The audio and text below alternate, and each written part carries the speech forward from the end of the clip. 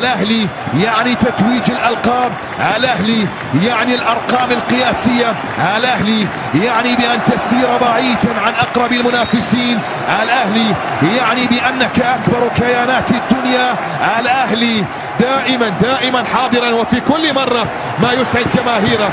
نعم، في كل مرة في كل موسم على الأقل يحقق لقب ويسعد أنصاره ومحبيه على مستوى كرة القدم وعلى مستوى أيضا الجماهير داخل مصر وحتى خارجها. الأهلي يا لك من اسم، اسألوا أهل طرابلس من أين لك هذا، اسألوا أهل البرج الجزائري من أين لك هذا، اسألوا أهل جدة من أين لك هذا، اسألوا الأهلي الأردني والأهلي البحريني والأهلي القطري والأهلي الإماراتي، عفوا كلكم أهلي، ولكن اعذروني المسمى مصري، هم من بدأوا باسم الأهلي. مناسبة من حيث الألقاب الخارجية لا يتفوق عليه إلا ريال مدريد صاحب هذا الملعب، وثانيا الأهلي المصري. يا عراقة الأهلي المصري، يا إنجازات الأهلي المصري، ثاني أكثر نادي في العالم بعد ريال مدريد من حيث الألقاب الخارجية، يعني الألقاب خارج بلاده، وهذا يوضح مكانة الفريق المصري الكبير النادي الأهلي.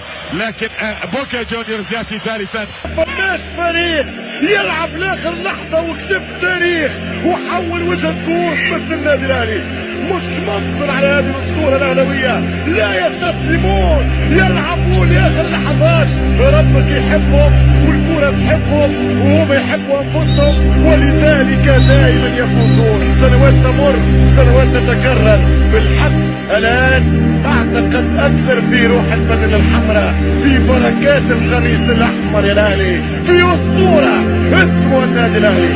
خمسة هو يجرح وعاود يجرح، ولكن الأهلي يخسر بطولة ولكن يعوضها ب10. هذه هي قوة النادي الأهلي. الأهلي يصنع التاريخ، يكتب الحدوتة، فريق يعني الآن يتجاوز أن يكون فريق كبير، تقول على فرقة كبيرة، لا هذا فريق أسطوري بالفعل، هو من خانة الفرق الأسطورية بألقابه بأمجاده بإنجازاته بامتيازاته.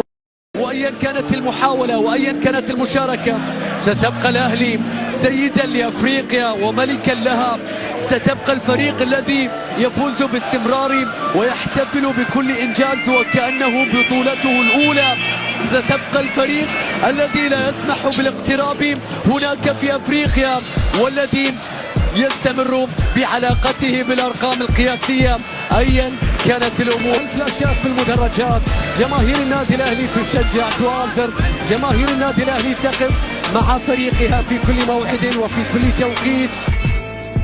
وانظر إلى هذا المشهد، الله على هذه اللحظات التي ينتظرون فيها بالتأكيد وصولا تاريخيا بالنسبة للنادي الأهلي.